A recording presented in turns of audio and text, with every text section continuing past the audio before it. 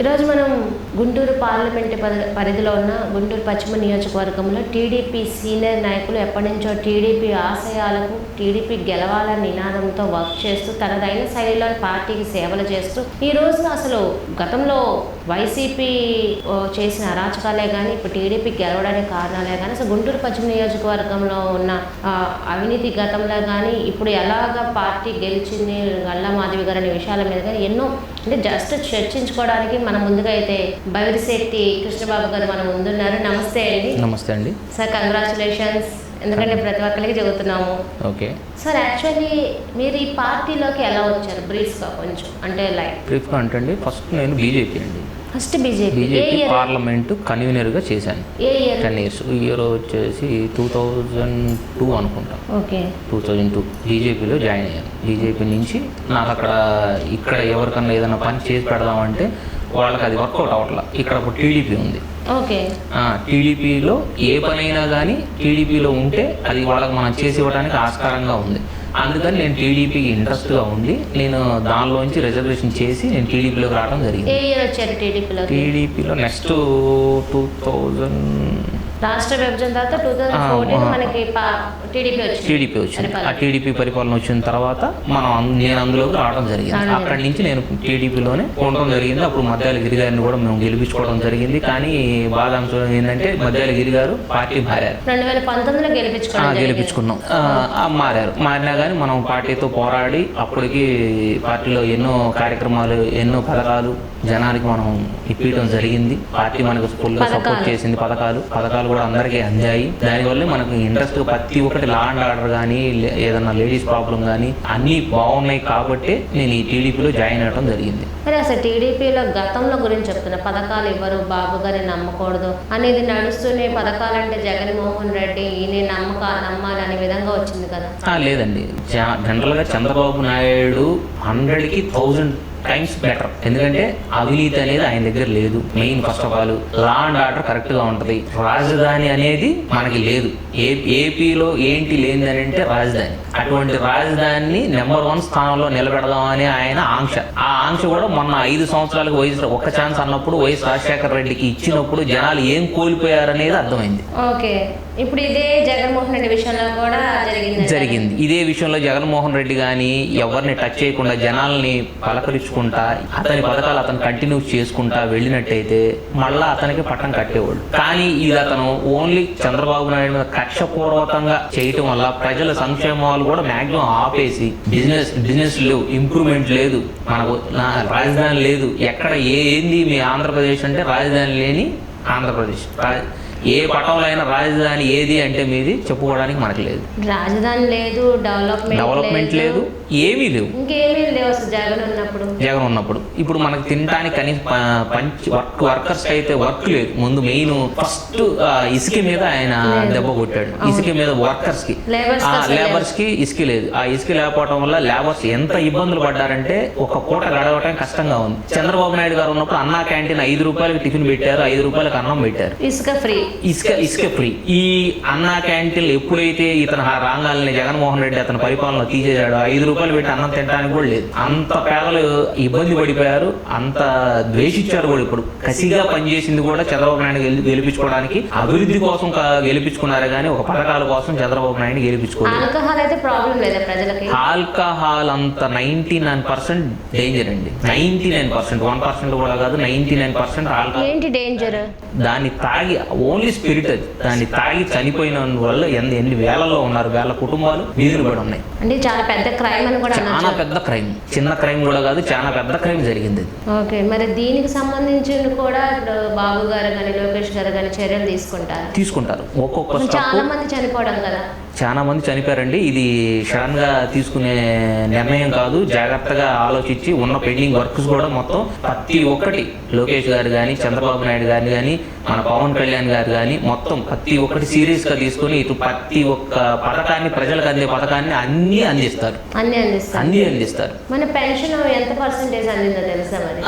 7,000 ఇచ్చారండి. 3 నెలలు ఆగారు కాబట్టి ఆ 3 నెలలకు కూడా కలిపి 7,000 ఇచ్చారు. ఆ 7,000 కూడా వాళ్ళు ఒక దీపావళి లాగా రామరాసుని మనం కాల్ చేసినట్టు దీపావళి చేసుకున్నట్టు ప్రతి ఒక్కళ్ళు ఆ 7,000 ఇంటికి ప్రతి ఒక్క ఇంట్లో ఆనందం పండగ అనేది ఏర్పడింది. ఆనందం పండగ. ఇప్పుడు మొన్న జూలై 1st ప్రజలు ఒక పెన్షన్ వల్లే పండగ వాతావరణం వచ్చిందా, లేదా ఇంతటి పెద్ద పండగలాగా మన ఆంధ్రప్రదేశ్ అంతా జరపడానికి ఇంకేమైనా కారణం ఉందా? ప్రతి ఒక్కళ్ళకి జీతాలు ఇవ్వటం అండి. 1st తారీఖు జీతాలు ఇవ్వటం, ప్రతి ఒక్కళ్ళ ప్రావిడెంట్ ఫండ్లు కానీ పిఎఫ్ ఫండ్లు కానీ తీసుకోకుండా వాడుకోవటం, అతను ఇలా చేయటం వల్ల అతని మీద ఉద్యోగస్తులు విసిగెత్తిపోయి ఉన్నారు. మెయిన్ ఫస్ట్ కారణం ఉద్యోగస్తులు వ్యతిరేకత కూడా దాని వల్లే వచ్చింది. మరి ఇప్పుడు ఓకేనా 1st తారీఖున?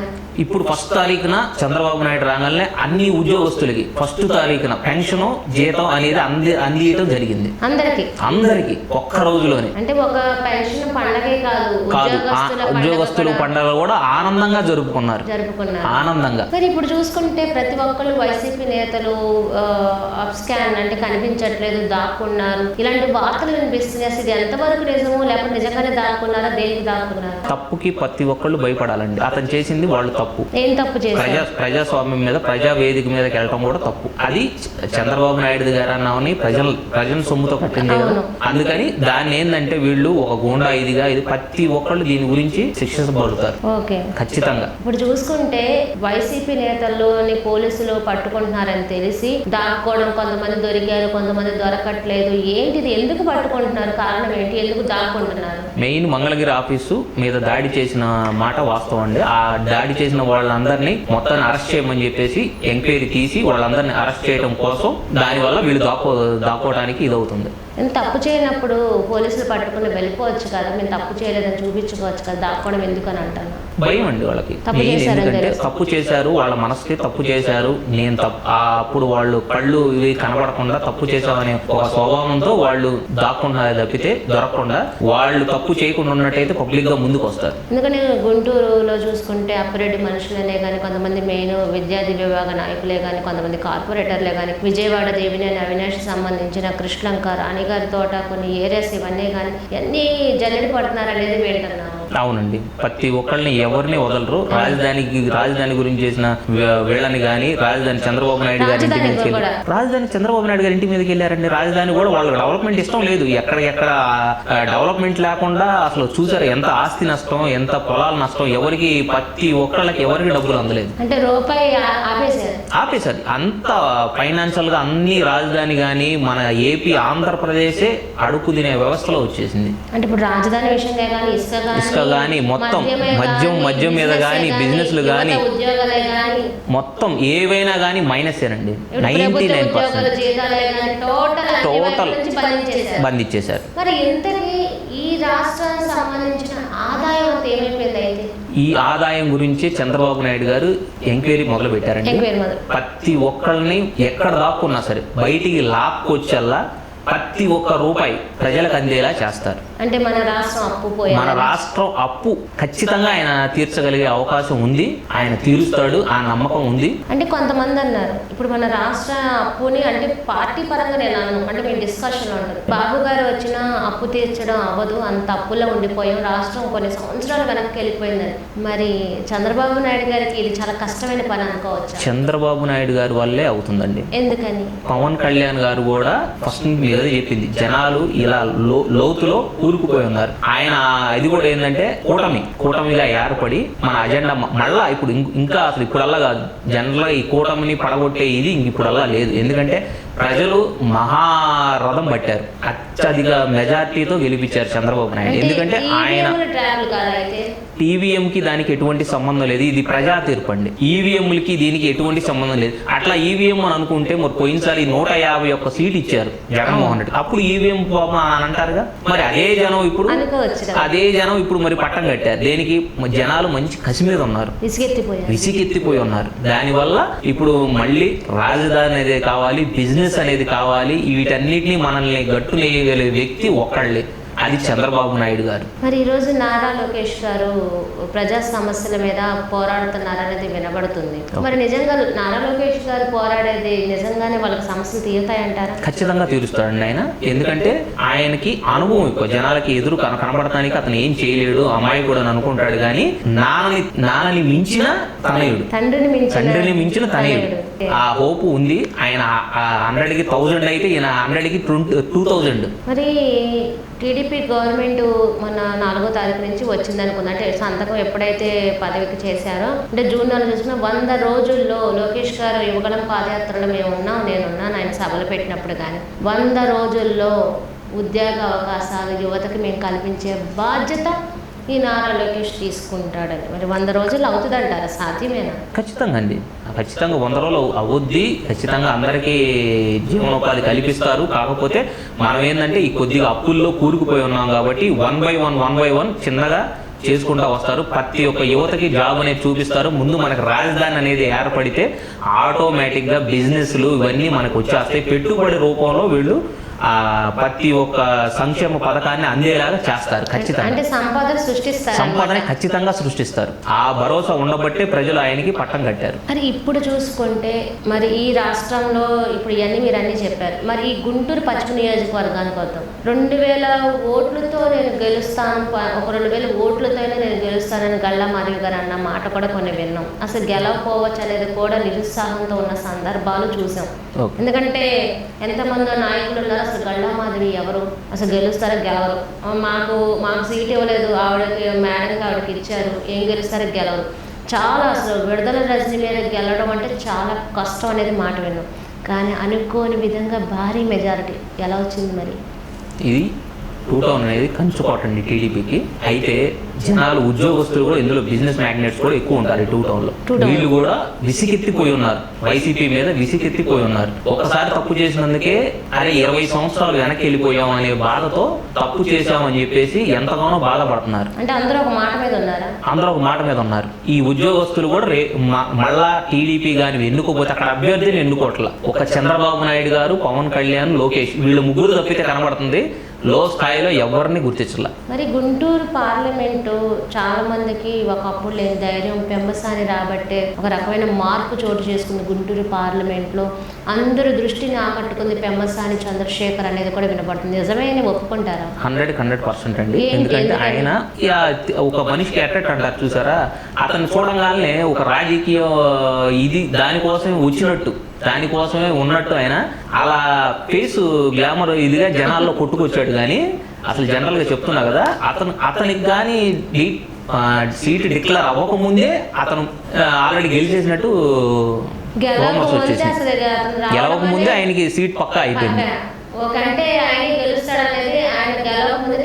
తెలిసిపోయింది. మెజారిటీ కోసం చూశారు. మెజారిటీ కూడా జనాలు అతి ఎక్కువగా ఇచ్చారు. మరి గుంటూరు మొత్తంలో గుంటూరు ఈస్ట్, వెస్ట్, మంగళగిరి ఏదైనా కానీ చూసుకుంటే మరి పెంబసాని గారు సెంట్రల్ నుంచి తీసుకురావాల్సిన చాలా కానీ చేయాల్సినవి కానీ చాలా ఉన్నాయి పార్లమెంట్ పరంగా. మరి ఆయన ఈ మధ్య కాలంలో మీ అందరితో పాటు కూర్చోవడం కానీ వీటి మీద డిస్కషన్ చేయడం కానీ ఇలా జరిగినాయి అంటే జరగటం అంటే జస్ట్ ఇప్పుడే కదండి స్టార్ట్ అయింది. మొన్నే కదా చంద్రబాబు నాయుడు గారు కానీ పదవి సేకరించింది.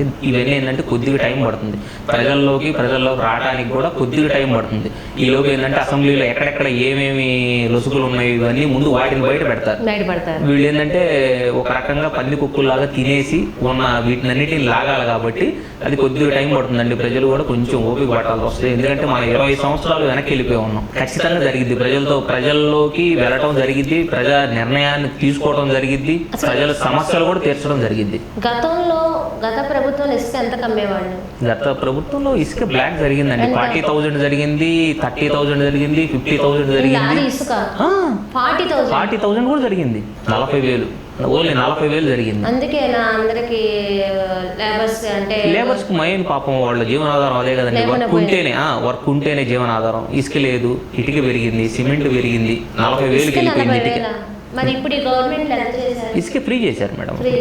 ఇప్పుడు ఇసుక ఈ ప్రభుత్వంలో ఫ్రీ చేశారు.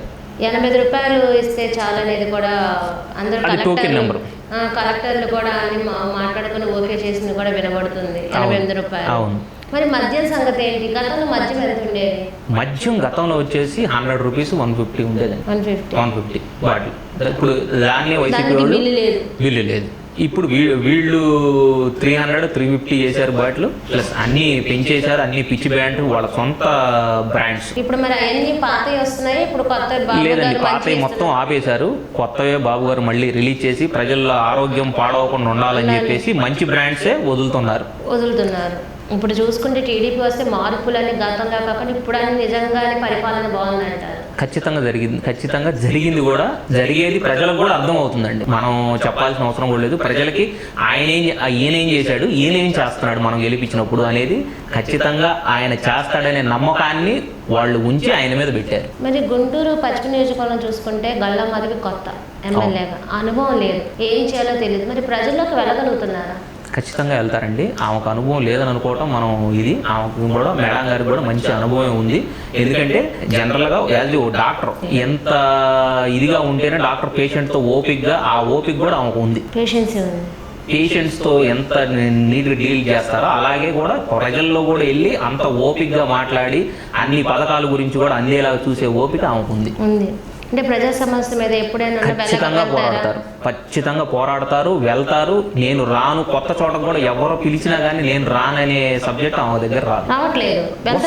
ఖచ్చితంగా వెళ్తున్నారు. మీరు పిలిచిన చిన్నది ఏదన్నా ఫంక్షన్, చిన్న ఫంక్షన్ అయినా కానీ, లేదంటే మా లైన్లోకి రావాలన్నా కానీ ప్రతి ఒక్క దానికి ఆమె అటెండ్ అవుతుంది. అంటే ఆమెకు అంత ఓపిక ఇచ్చినందుకు ఆ దేవుడికి కానీ ఆమెకు కానీ హ్యాట్స్ ఆఫ్. అంటే నేను మీ ఇంట్లో మంచి కానీ చెడు కానీ ఏది దేని ఇన్వైట్ చేసినా వస్తున్నారు. మరి ఈ రకంగా చూసుకుంటే 2029కి ఖచ్చితంగా జగన్మోహన్ రెడ్డి వస్తారు. ఎందుకంటే ఇది ఓకే, ప్రజలకు మీకు అవకాశం ఇవ్వచ్చు, కానీ జగన్మోహన్ రెడ్డి వస్తాడు, పరిపాలన మళ్ళీ జగన్మోహన్ రెడ్డి తీసుకుంటారనే మాట కూడా వినిపిస్తుంది. లేదండి, జగన్మోహన్ రెడ్డి రావడం అనేది లేదు ఇప్పుడల్లా.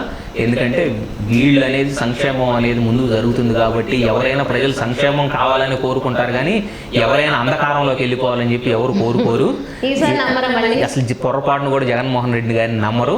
ఏదైనా కానీ ప్రజలు ఇప్పుడు చంద్రబాబు నాయుడు గారిని నమ్మి ఆయన మీద పెట్టారు కాబట్టి భరోసా. ఆయన ఇప్పుడు అలా కదిపే వాళ్ళు ఎవరు లేరు. ఆయన ఏంటంటే ప్రతి ఒక్క పథకాన్ని జనాలకు అందేలా చేస్తారు. ప్రతి ఒక్క అప్పును కూడా తీర్చి ఆయన మన ఆంధ్రప్రదేశ్ని తీర్చిదిద్దడానికి వీళ్ళు ముగ్గురు కంకణం కొట్టుకున్నారండి. పవన్ కళ్యాణ్ గారు, లోకేష్ గారు, చంద్రబాబు గారు. ఇంకోటి కృష్ణ గారు, చంద్రబాబు నాయుడు గారు అధికారంలో లేనప్పుడే ఎక్కువగా మీరు సెంట్రల్ ఆఫీస్లో బాబు గారిని కలవడం, ప్రతిదీ చెప్పడము, ఏదైనా బర్త్డే మీదైనా సరే ఆయనతో దగ్గరుండి ప్రేమగా అరవై కేక్ కట్ చేసుకొని తిన్న తర్వాతే బయట ఎవరితోనా ఫంక్షన్ కానీ ఏదైనా చేసుకునేవాళ్ళు. మరి ఇప్పుడు ప్రజల్ని గెలిచిన తర్వాత వెళ్ళి కలిసారు, మరి ఎక్కువగా చాలా దగ్గరగా ఉన్నారు 5 years లో. కలుస్తారు మేడం. ఎందుకంటే ఇంతకు ముందు ప్రజల దగ్గర ఏం మిస్ అయ్యాం అనేది ఆయన ఇప్పుడు అందరికీ ప్రజలు, ఎందుకంటే ఆయన షెడ్యూల్ బిజీగా ఉన్న దాంట్లో కలవాలి అని అంటే కష్టం, మీకు తెలిసిందే కదా. అందుకని ఆయన ప్రజలతో మ్యాక్సిమం 100లో 80% ప్రజలతోనే ఇమిడిపోయి ఉంటున్నారు. ఆ 20% ఆయన వర్క్ ఆయన చేసుకుంటూ వెళ్ళిపోతున్నారు. ప్రజల్ని ఇప్పుడు దూరం పెట్టట్లేదు. ప్రతి ఒక్కరిని వచ్చిన ఆయన ఆప్యాయంగా పలకరిస్తారు, ఆప్యాయంగా దగ్గర తీసుకుంటారు. మరి ఈ పుట్టినరోజు మీరు లాస్ట్ ఇయర్ అయితే బాగా కనిపించారు, బాగా అప్డేట్లు ఉంటానే ఉంటారు. మరి ఈ పుట్టినరోజుకి వెళ్ళేది ఉందా?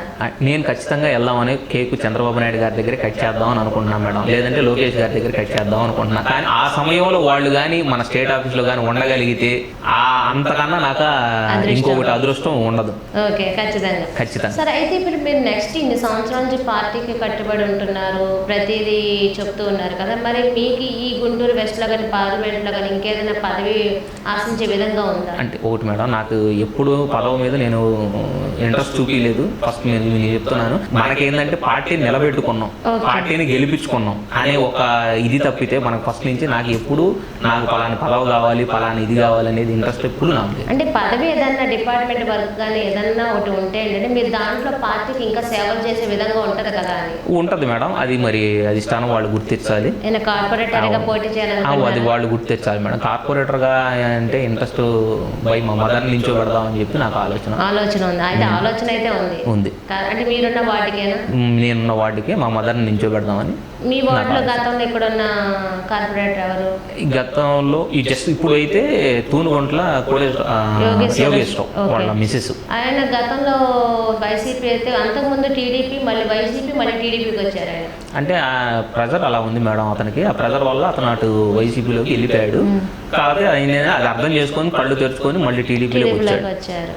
మళ్ళీ ప్రెజర్ అంటే మళ్ళీ వెళ్ళిపోతారు. ఇంక ప్రెజర్ అంటే చేసేది ఏం లేదు. పెద్ద పెద్ద వాళ్ళలో ఇతను ఏముంది, ఒక కార్పొరేటర్.